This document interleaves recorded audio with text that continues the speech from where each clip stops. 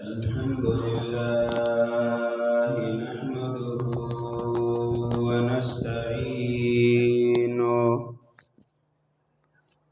ونستعينه ونستغفره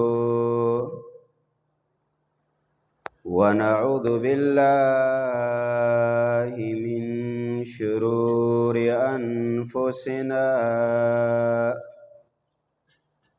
ونعوذ بالله من شرور أنفسنا ومن سيئات أعمالنا من يهده الله فلا مضل له ومن يضلله فلا هادي له وأشهد أن لا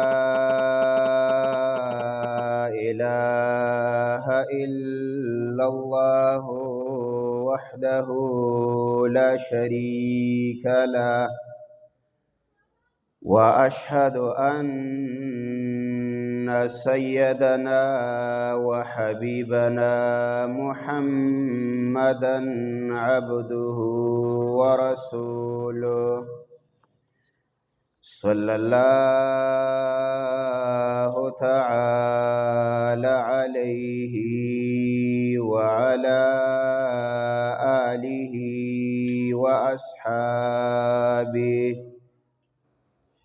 وأصحابه وبارك وسلم تسليما كثيرا أما بعد فأعوذ بالله من الشيطان الرجيم بسم الله الرحمن الرحيم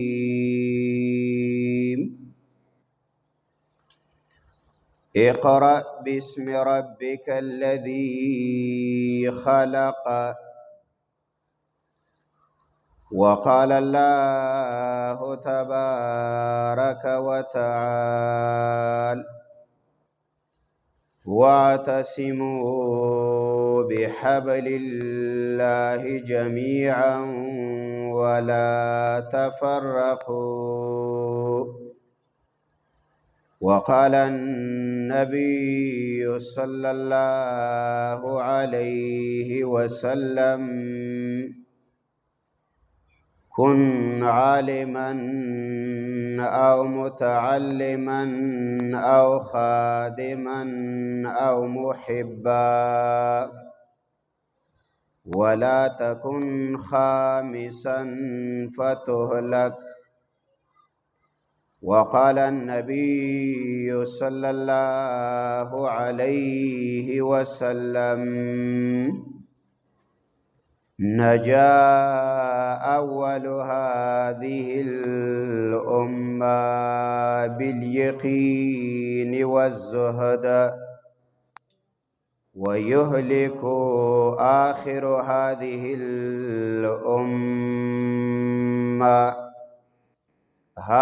الأمة بالبخل والأمل. دا الله ډېر احسانات دي. لوی احسان دا الله دا دی د موجوده وقت کې په منګ او تاسو باندې چې الله د قرآن کریم په مجلس کې راجمع کړیو او داسې مجالسو ته حاضری دا د ایمان په طاقت باندې کیږي. د انسان او د مؤمن په ایمان کې چې کله ضعف او کمزوری و دا د کتاب الله مجالس ته نشي حاضرېدلی او دا غینا فایدم نشي اغستلی او د مؤمن په ایمان کې چې کله تقویت او وی د عمل صالحه د الله په نسبانی مقبولی نو الدا د قرآن کریم او د الله د کتاب مجالسو کې حاضری کوي. قاضی عیاض رحمه الله ذکر کړی دی چې کله د یو سړی ظاهر او باطن برابر نو دا سړی د قرآن نه فایده نشي اخیستی. کله چې د یو سړی د مؤمن ظاهر او باطن برابرو دا به د قرآن نه فایده لی. د رسول الله صلی الله علیه وسلم په دور کې هم ډیر خلک داسې وو چې مجلس کې به کېناستله د رسول الله صلی الله علیه وسلم سره به په جهادي غزاواتو کې شرکت هم کولو. د الله د پیغمبر سره به جماعت کې هم شاملېدل، مشوره به هم رسول الله صلی الله علیه وسلم اخیستله، خو ظاهر د باطن سره نو برابر. د الله د پیغمبر د صحبت چې کم اثر و هغه قبول نکو، هغه له لقب د صحابي ورنکو. هغه چې کله الله د مؤمنانو ته د هغه حال ښکاره کاوه د هغې په لفظ د منافق سره یاد کړه، او صحابه کرام په لفظ د صحابي سره یاد کړه، په لفظ د انصاری سره یاد کو، په لفظ د مهاجری سره یاد کو. نو د قرآن نرونو فایده هغه خلک لي چې دا ظاهر باطن برابري. نو موږ او تاسو له شکر ادا کول پکار دي چې الحمدلله زه الله په دې دومره علاقه او په دې کلي کې خوښ کړی ومه چې زه د قرآن کریم په آخري اختتامی صورتونو کې دای په دعا کې دای د رحمتونو په مجلس کې الله مال شرکت را او دا شرکت د دې ګرمۍ د دې وخت د دې بالا پته لګي چې کله دنیا نه تلاړي. اصل مسله دا ده چې د دین ګټه پټه ده، دای ثمره داغي نتیجه پټه ده. د دې د وجه نه شیطان موږ له په عمل صالحو باندې پرده راچلي. عمل صالحو کې موږ تیزی نه کوو، کوشش نه کوو، شرکت نه کوو، ولې د هغې ګټه پټه ده. د دنیا ګټه ښکاره ده، خس پسې نښتي، نر پسې نښتي، واړه نښتي دي، زلمي نښتي دي، نخ نه ته ګوري نه ګرمۍ ته ګوري، خو کمه ثمره پیسه میلاویږي، نتیجه پې مرتب کیږي په دنیا کې. هغه سیس پسې بس دا ړون کون دی، دا ورپسې دی. چا ونه ویل چې ګرمي ده، چا ونه ویل چې یخني ده، چا ونه ویل چې مسافري ده، چا ونه ویل چې د بچو نه جدایي ده، د مور او پلار نه جدایي ده. هلته مخې ته نتیجه ده، ثمره ده.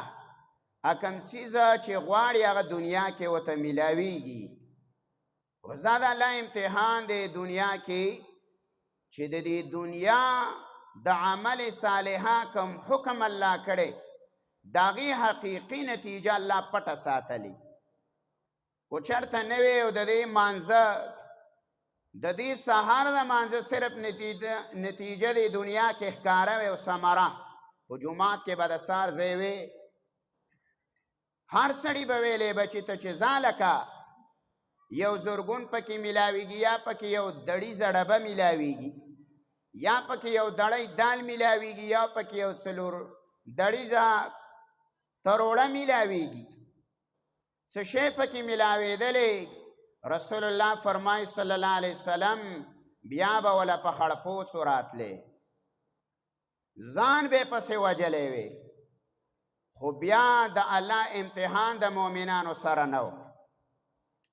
الله دنیا کې احکامات را لیږلي دي او د هغې فایدې پټې ساتلي، امتحان علي. الله وی دنیا لمې دې لرا لېږلی الله لیبلوکم ایکم احسن عملا امتحان الله لی فدې خبره باندې الله چې کم یو سړی دنیا کې ښایسته عمل کوي ښه عمل څوک کوي الله وی دې لمې الله دې دنیا ته رالیږلی عمل دله ګورم علامه ابن کثیر رحمه الله تفسیر ابن کثیر کې وایي چې الله داسې ونه ویل چې ایکم اکثر عمله چې کم یو سړی ډیر عمل کوي اقا معلوموم الله اننا لیبلوکم ایکم احسن عملا الله منګه ګور امتحان لودي دنیا کې چې کم یو سړی ښایسته عمل کوي ښه عمل څوک کوي ښه عمل څه ته وایي نو بیا په خپله باندې هغه تفسیر د احسن عمل کوي ما وافق السنه عمل صالحه هغه ته وایي چې د رسول الله د سنت موافق کو مونځ دی کو هغه روژه ده کو هغه حج دی کو هغه نور عبادات دي چې د رسول الله صلی الله علیه وسلم طریقه پکې ده دا مقبول دی دغه د الله په دربار کې قبول دی او چې کم عمل کې د پیغمبر طریقه نشته دا مردود دی دا رد دی دا سړی مردود دی د عمل مردود دی امام نووي رحمه الله فهو رد کې دواړه معنی کړي چې فهو رد دا سړی مردود دی او د عمل مردود دی چې دا کله سنت موافق دا سړی عمل نه کوي بهر کې خبره مې د مجلس پورې وکړله زمونږ نه کو په دې مجلس کې لږه خوله لاړه شي نو صحابه کرامو نه د خولې په ځای نه تلي هغه خپله اینه قربان کړي دا قرآن دا د اینو ډان دی دا چې د پاخه او کچه مکان او د بانډو ته را رسېدلی دا څاسې را رسېدلی په دې باندې صحابه کرامو خپله اینه توی کړې په دې باندې هغوی د مور او پلار جدایي اختیار کړې په دې باندې هغوی د اولاد نه جدا شوي د بیبیانو نه جدا شوي دي دی قرباني ورکړې ده چې د چا څومره قرباني زیاتی نو علامه ابن تیمیه رحمه الله ذکر کوي چې دغه سړي په اسلام کې مرتبه چوتی د رسول الله صلی الله علیه وسلم قرباني ډیره ده د دې د وجې نه د هغه مرتبه اوچته د سید الانبیا دی ولې د هغه قرباني ډیره وه د رسول الله صلی الله علیه وسلم د صحابه قرباني ډیره ده نو په تمام امت کې په تمام امتونو کې چې څومره انبیا دي او د هغه انبیا او صحابه دي په هغه ټولو باندې د محمد رسول الله صلی الله علیه وسلم د صحابه مرتبه چوته ده ولی د صحابي مرتبه ځکه چوته ده چې د صحابي قرباني ډیره ده زیاته ده سعد بن ابي وقاص رضی الله تعالی عنہ ایمان راوړی او مور خوراک بند کو او زه به خوراک نه کومه نه به څښاک کومه چې تر څو پورې تا په محمد رسول الله صلی الله علیه وسلم کفر نه کړی وی بې تبا د ملګرتیا پرېږدي په ده به کفر کې د ایمان نه به رجوع کې ایمان به بیرته رد کې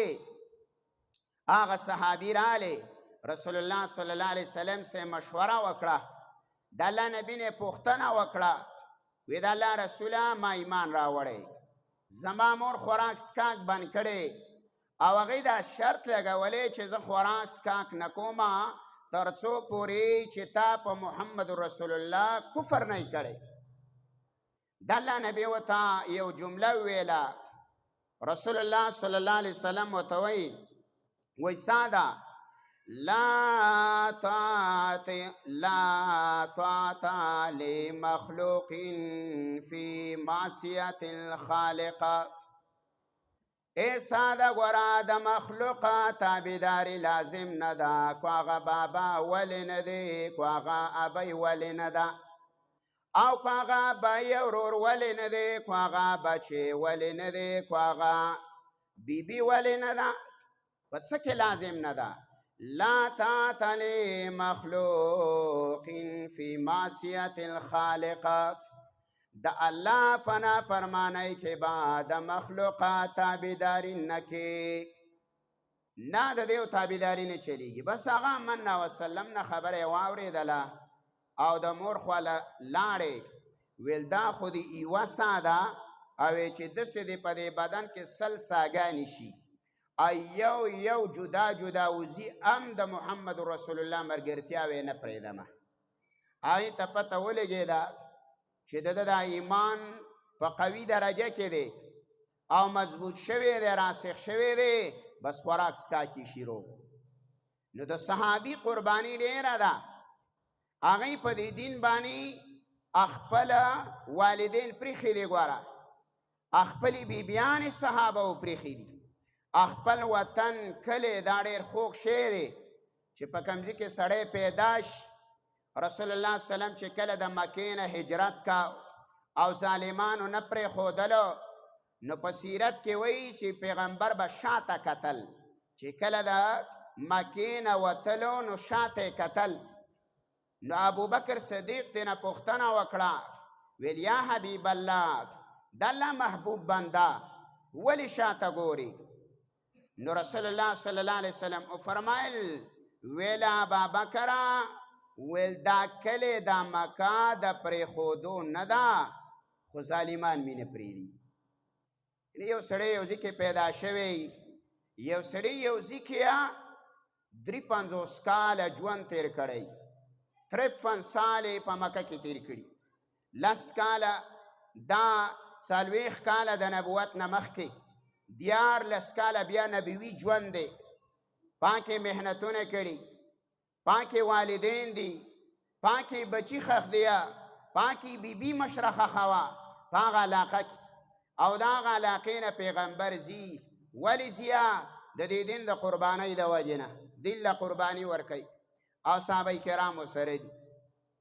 نورونو د دین باندې صحابه او قرباني ورکړي. چا قرباني ډېره ده د هغه نوم الله نه ورکوي، بس دا به برقراري. د ابراهیم علیه السلام قرباني ډېره وه. ابراهیم علیه السلام دا شام کې اوسېدلو او بیا دوه بیبیانې وې، یو سارا او یو هاجره وه، او هاجرې او سارا په مابین کې به اختلافات. نه الله ورته حکم وکړو چې دا هاجره بوزه او سره د اسماعیل، او دا به د مکې مکرمې په ویران او دش میدان کې پرېږدي.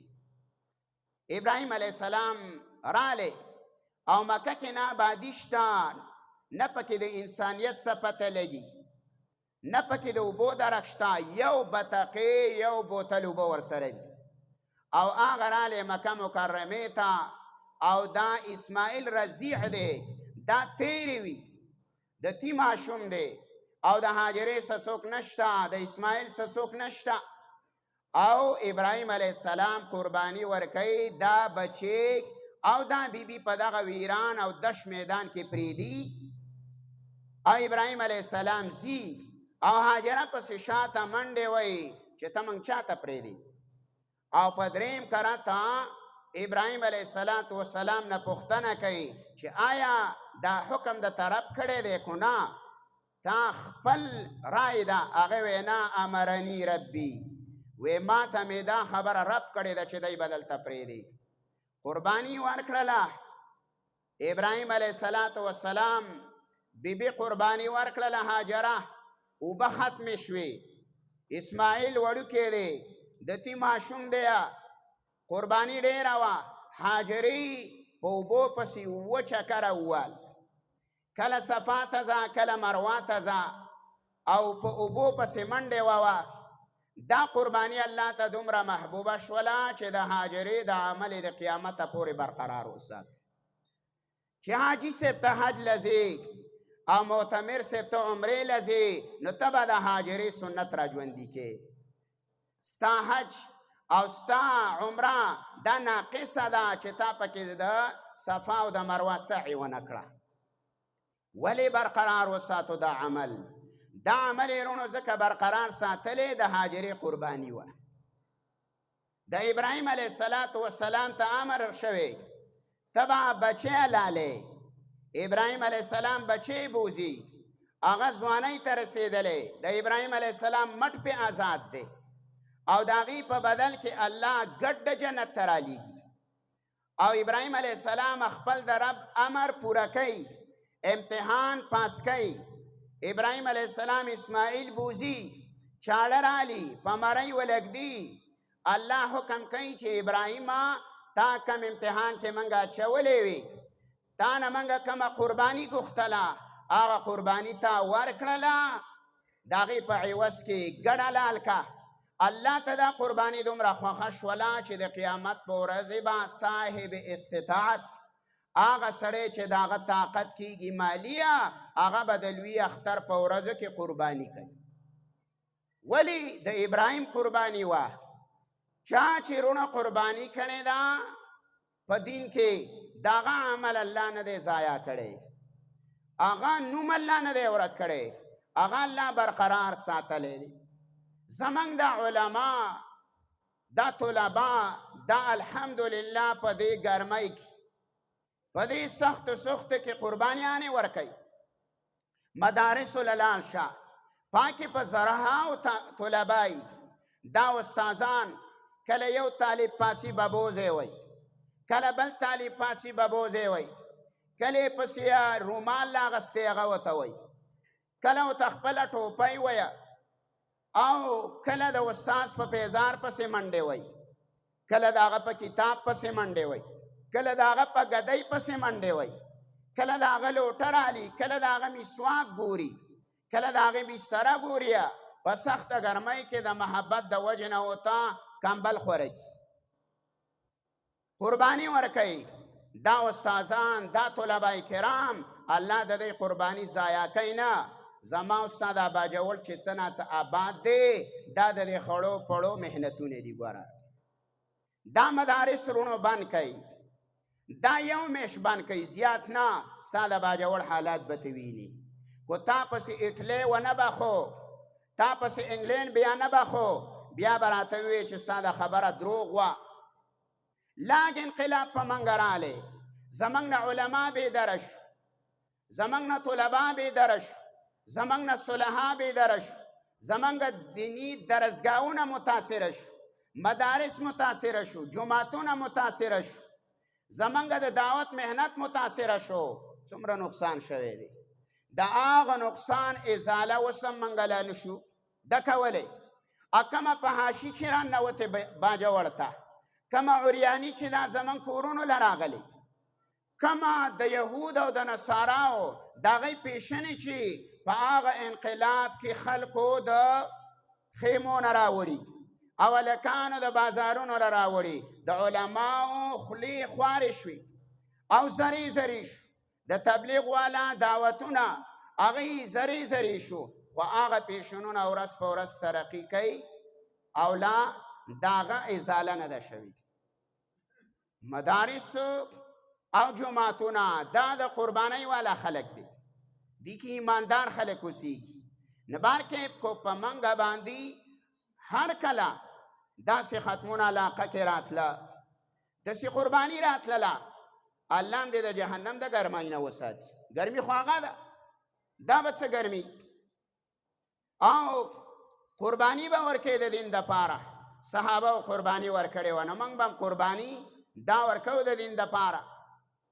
رسول الله صلی الله علیه وسلم ته اولنۍ خبره د تعلیم شوې ده، دا اهمه شعبه ده.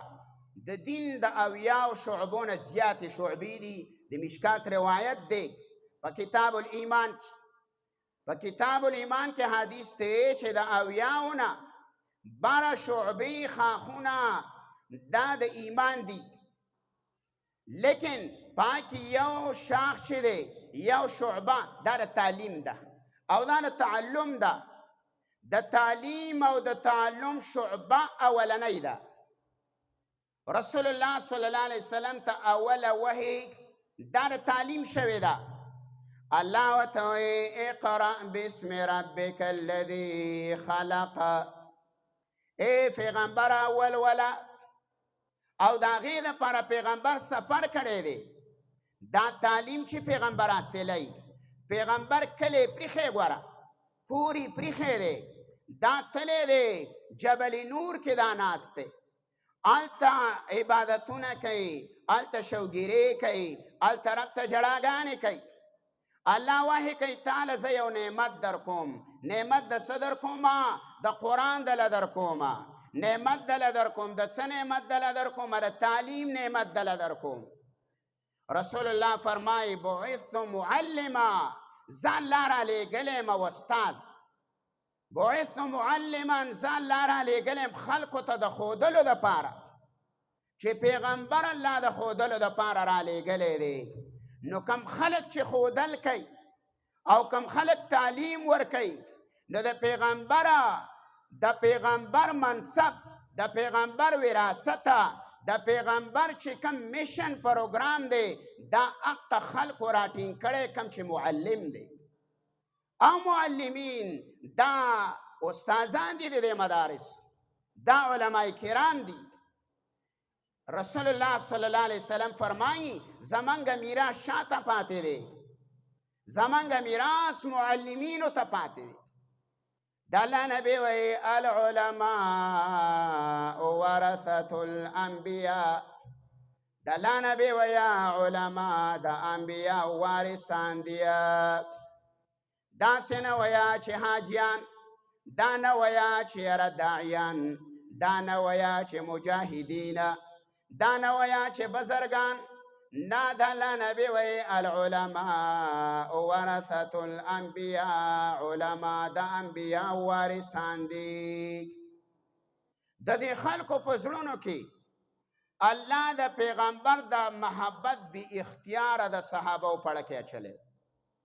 لکه صحابه چې هغوی ایمان راوړی او رسول الله صلی الله علیه وسلم یې لیدلی، نو د هغوی بی اختیاره په اړه کې محبت اچولی شوی.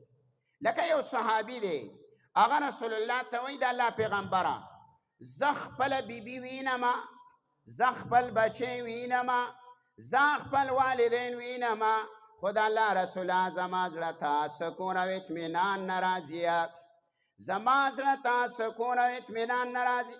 ای د الله رسوله چې تا وینمه نو زما زړه ته سکون او اطمینان راځي. دا محبت دی د الله د رسول سره.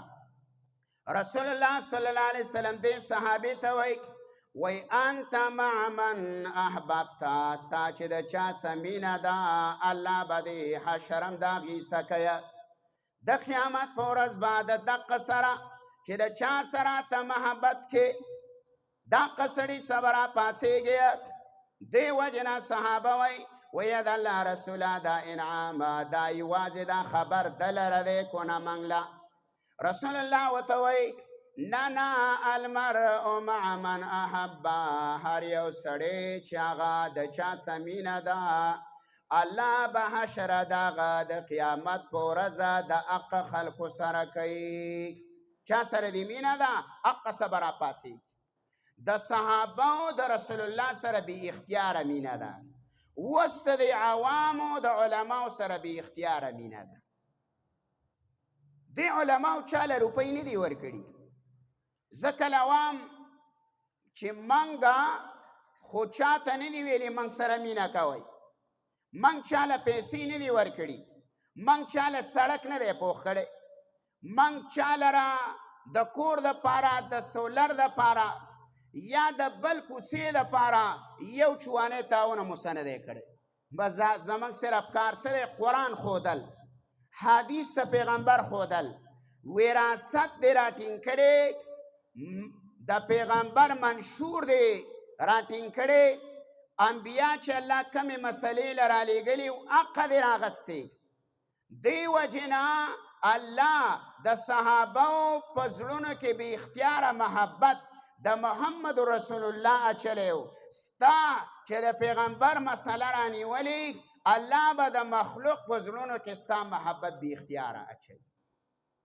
دا به ستاسو بې اختیاره محبت کوي. دا بستانه بی اختیار قربانی. دیو جن رسول الله فرمای وی نظر الله امران سمع مقالتی فوعاها واداها کما سمع. دلا نبی ویا تارو تازه دی آغا سڑی خوشحال دی وی آغا سڑی سمع مقالتی چه زما خبر واوری دلا فوعاها و خبر زما هغه محفوظ کړلا واداها کما سمع او بلته اخذلا څنګه چې اوریدلې و. نو دی معلمینو ته رسول الله دوا کړی ده. دا خلکو یاره د عالم د خبرې خوان کوي دا شکل کې وای نورانیت دی. دا کو د رنګ تور دی خو خلکو ته ګران دی محبوب دی او د په صورت کې د په سیرت کې الله یو نورانیت یې ښیي. دا ولې دته محمد رسول الله وی دوا کړې ده. دا معلم دی د اویاو شاخونو نه اهم شاخ راټینګ کړی دی چې کم د پاره الله 1,40,000 زیاتو کم انبیا دې مسلې لرا لیږلي چې د خلکو عقاید سم کوي د خلکو د الله سره تعلق جوړ کوي. دا علما عقاید برابروي. دا علما د شرکیت نه پاکوي د رسوماتو نه پاکوي د رواجونو نه پاکوي او دا د اتفاق او د اتحاد سبق مو تعالی راکوي. زما او ستا عالم چې قرآن ښیي هغه هیڅکله د بې اتفاقۍ درس نه ورکوي. مانګه چې هر سړی دی ایکو د هر جماعت سره تعلق لري خو هغه د هر سیاسي تنظیم سره تعلق لري. مانګه دا خبره کوو چې واعتصموا بحبل الله جمیعا. راشئ رونو منګولې ولګوئ د الله په کتاب ولا تفرقوا ولا ویا تاسو نسکېږئ ما. د اختلاف په څه کې دی؟ مانګه راځئ د قرآن قانون نافظوو. هلکه حکومت تا تم وو ډاکټر صاحب تا تم وو سیاسي حضرت تا تم وو خان ملک صاحب تا تم وو. مانګه د ملک نجات د ملک خیرخواهي د مؤمنانو تحفظ د مؤمنانو د مال د حفاظت وعده الله په اسلامي قانون کړي. صحابه کرام چې د جهالت دور او د رسول الله صلی الله علیه وسلم نه مخکې دوران دی څوک بزه بارته نشي رایستی زنانه بارته نشي رایستی زنانه ژوندی ښخولی شي ماشومان وجلی شي په کوڅو کې د زنانو بېعزتي کولی شي او چې کله یې ورته د قرآن نظام کېښوده خلافت اسلامی ورته کېښود قرآني قانون یې وله کېښودله اتفاق رالی کو اتحاد.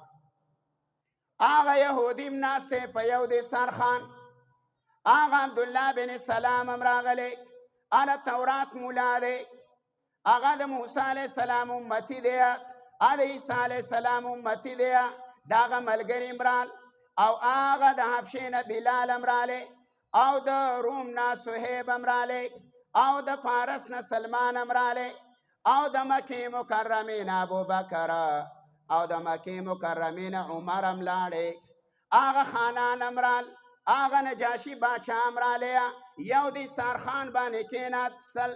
الله دعوت ورکړی چې پیغمبر ورته ووایه واعتصموا بحبل الله راشئ منګولې ولګوئ د الله په کتاب صرف د یو کتاب ته کېنئ.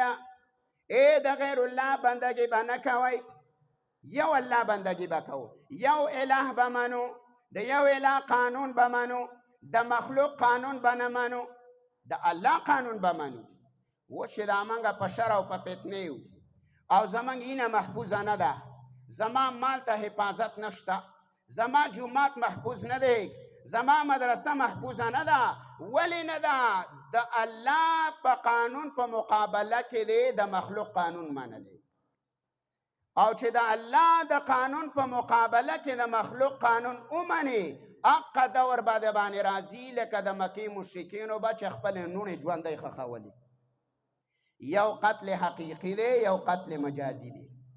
اوس منګه په قتل مجازي شروع کړې ده زما او ستا خورولور بازار کې ګرځي دا د دې خورولور قتل دی ا دې د الله قانون دی هغې ته زده نه کو تا ورته غاړه کېنښودله دا ولې قانون دی د غیر منلی نورونو منګه ټولو ته وو منګ ته دا ټول خلک دا 5 ګوتې دي د چا مرتبه وړه ده د چا دا غټه ده د چا ښه غټه مرتبه ده خو منګه وایو چې زموږ څه په دې یو مسله کې یو شی پوره من یو شی احتجاج مه کوه در نه مه کوه چا در نه د قرآن د حفاظت دپاره ونه کړه چا روډ د قرآن د حفاظت دپاره بند نه کړو چا د شرعي فردې دپاره در نه ونه کړله چې زما د لغړۍ بازار ته یا د کمرسر بازار ته یا د انات کلي بازار ته زنانه بې حیا راوځي بې ستره راوځي بې محرمه راوځي د پردو سړو سره په ګاړو کې ځي د پردو سړو سره خبرې کوه چا در نه ونه کړه روډ یې بند نه کړو چې دا بېحیي بنده که دا خورولور بنده که در نه د څه شي دپاره کې در نه د غیر الله د قانون دپاره کوم پاکې موږ ته تکلیف دی ما سره بیمار دی روډ کې ټیر سوی دی دا مفتی شفیع رحم الله په خپل کتاب کې ذکر کړي چې انګریز کله د دې ملک نه وتلو یو یې ورته دا خبره پرېښودله چې دی په در نو راواړوه چې دی خپل روډونه ورانوي دی خپل سکولونه ورانوي دی خپل مدارس معطل کی دی خپل جوماتونه معطل کی دی خپل علما بې عزته کی دی خپل طلبا سپک کیه دی صلحا دینداره په نظر کې سپک واچوه دې دپاره انګریز محنت کړی و 10 کاله په دې علاقه باندې اقه یو خبره اوس صادریږي د علماو حتک شروع دی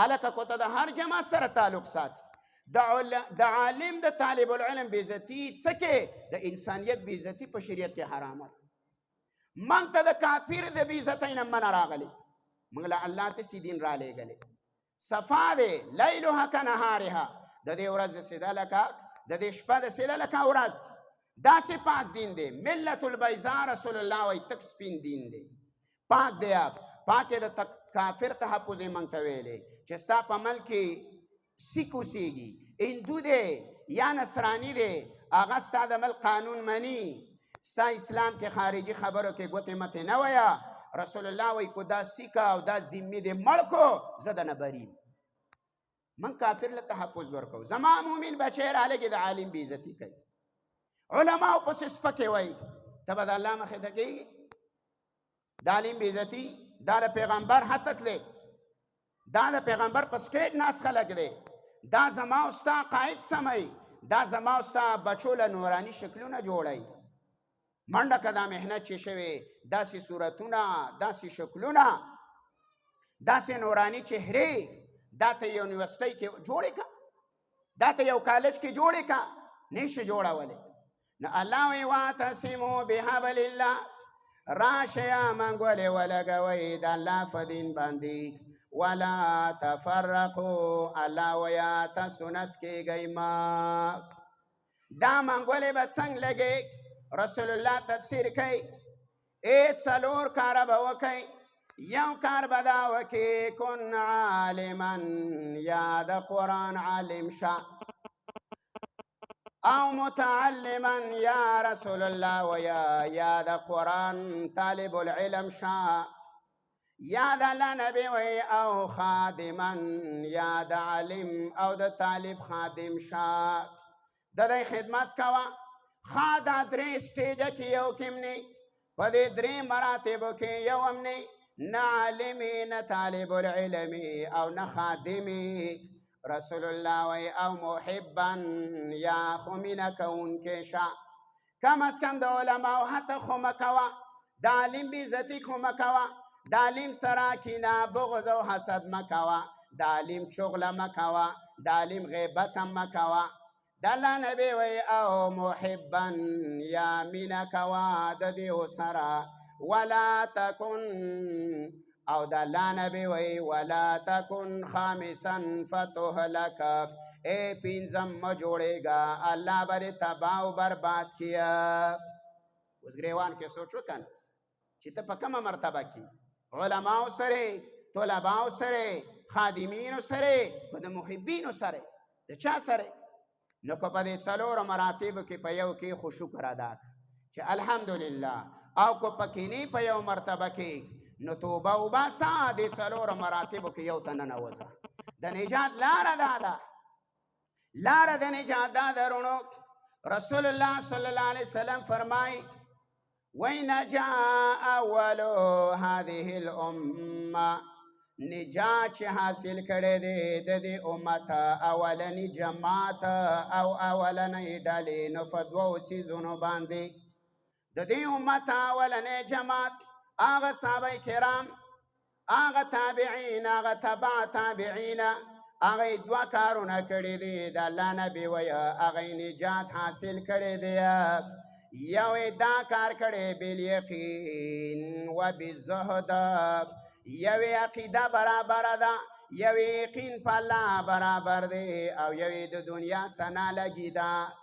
دنیا یې نه ده خوښه، د صحابه و دنیا نه وه خوښه. اوس خو موږ دنیا ته اړم یو.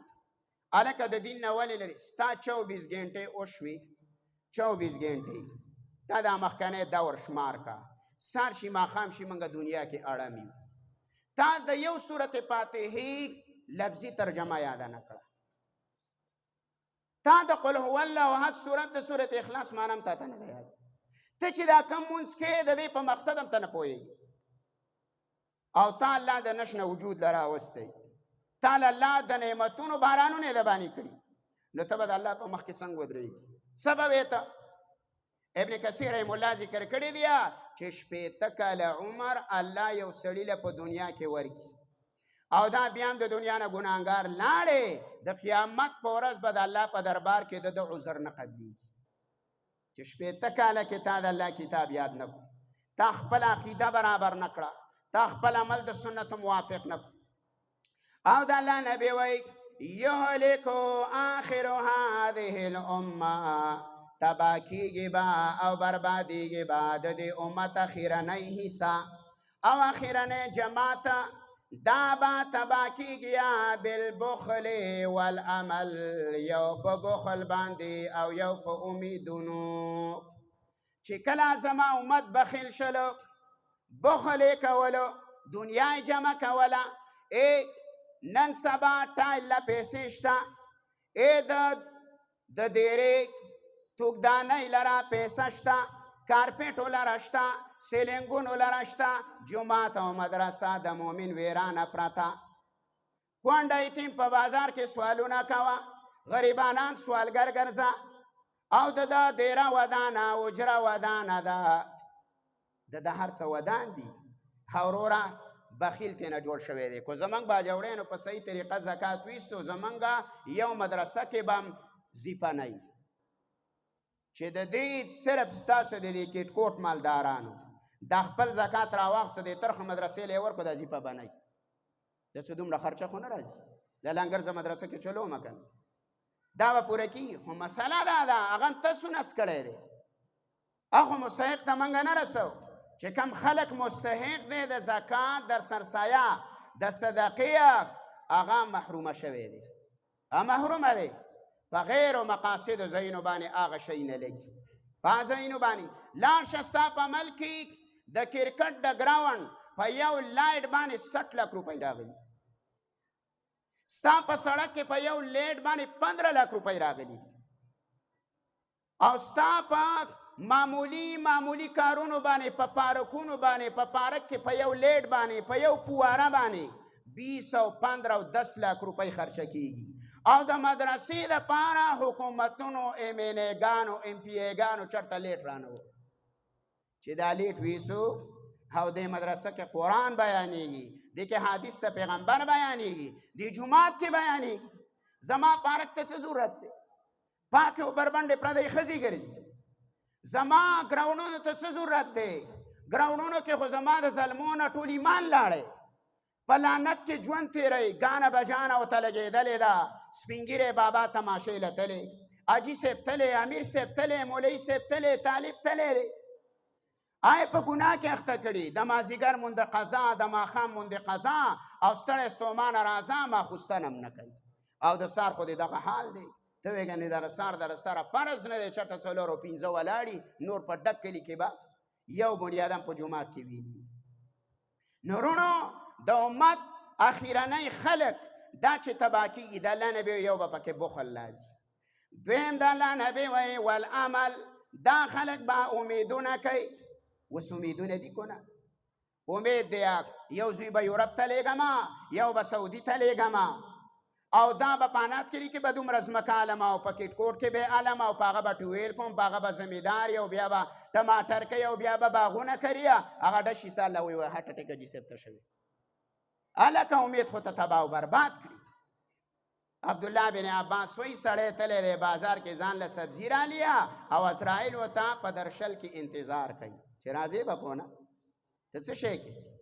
زموږ د علاقې یو سړی مړ شلو کور یې په 15 کاله کې جوړ کړ او چې دروازې کور له راوړلې او دا افتتاح له راتللو مړ یې ورته راننیستو.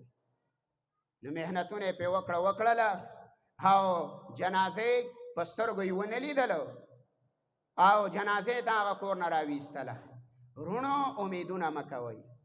رسول الله فرمایي یو کاڼی راواغست داسې غذا که هغه نږدې ولګېد ویل دا د انسان عمر دی. بل کاڼی راواغست هغې داسې لرې ګزار کو ویل دا د انسان امیدونه دي.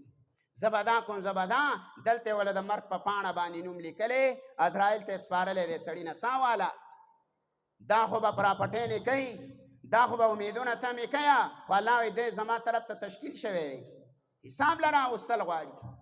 ګوره د ذرې برابر حساب به ورکړي. الله وایي فمن یعمل مثقال ذرة خیرا یره ومن یعمل مثقال ذرة شرا یره. ای بنیادم علی ګوره کو د ذرې برابره نیکي دې کړې وه نو د هغې بدله به ویني. الله کو د ذرې برابره بدي دې کړې ده الله ګوره د هغې جزا به ویني. د دنیا کې آخرت له څه وکئ تیاری وکئ. الله وایي واتقوا یوما ترجعون فیه الی الله ثم توفى كل نفس ما كسبت وهم لا يظلمون.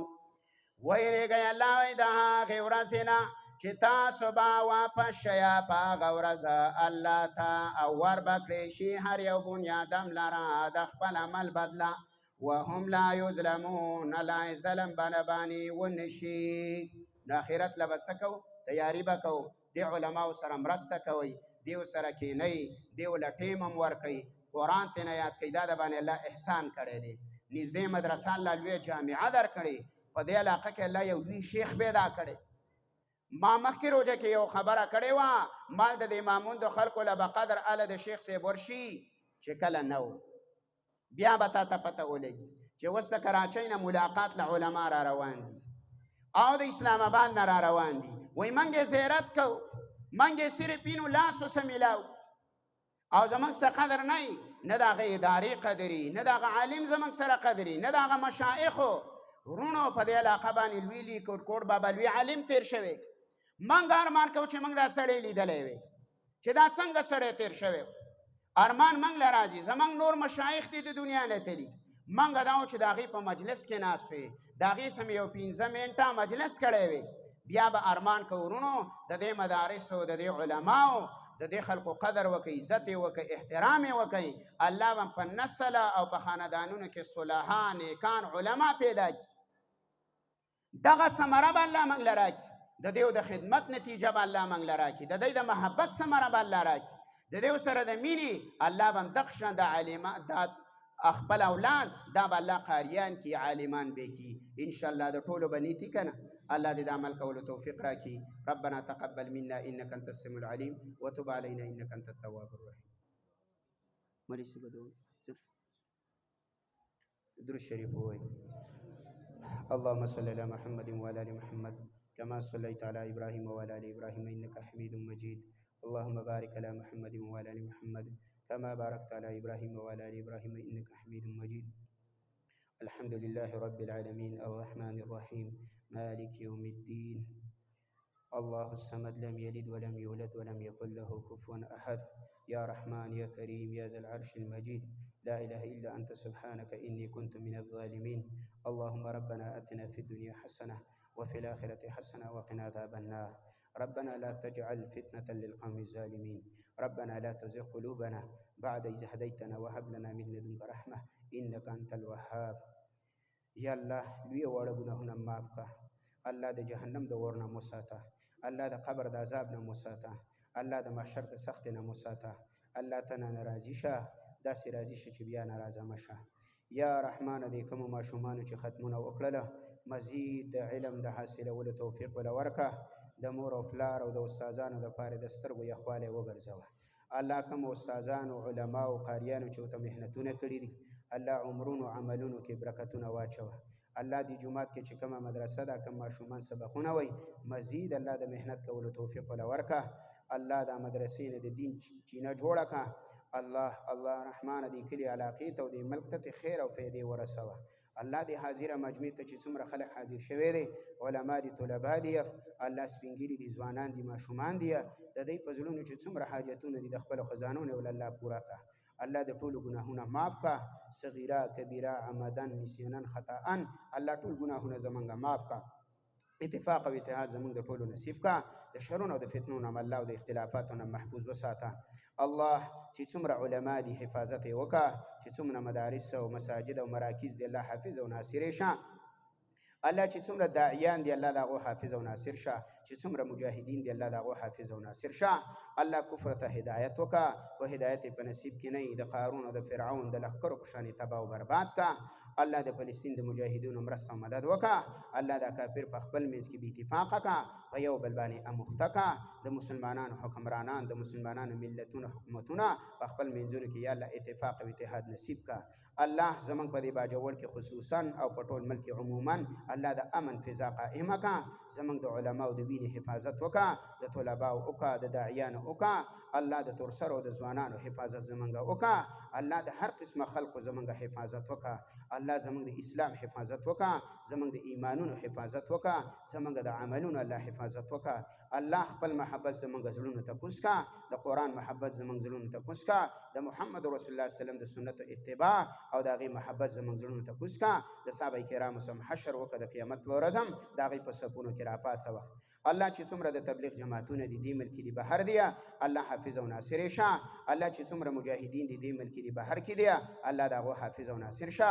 الله چې څومره شهدا درغلي دي الله شهادتونه په خپل دربار کې قبول او منظور کا. د مولانا درخواست کړو چې په دې کلي کې زنانه نارینه وفات شوي دي الله قبرونه منور کا، جنت الفردوس نصیب کا. یا رحمان چې څومره شهیدان دي الله شهادتونه قبول او منظور کا. الله چې څومره جیلیان دي په خیر او عافیت کورونو ته راواپس کا. الله د هغو بله دروازه نشته، بل درې نشته. الله د دې حکمرانانو په زړه باندې د رحم وتوی که. الله زمونږ ټول جیلیان الله که د نور څه جیلیانې د نور ملکه الله ټول په خیر او عافیت باندې کورونو ته راواپس کا.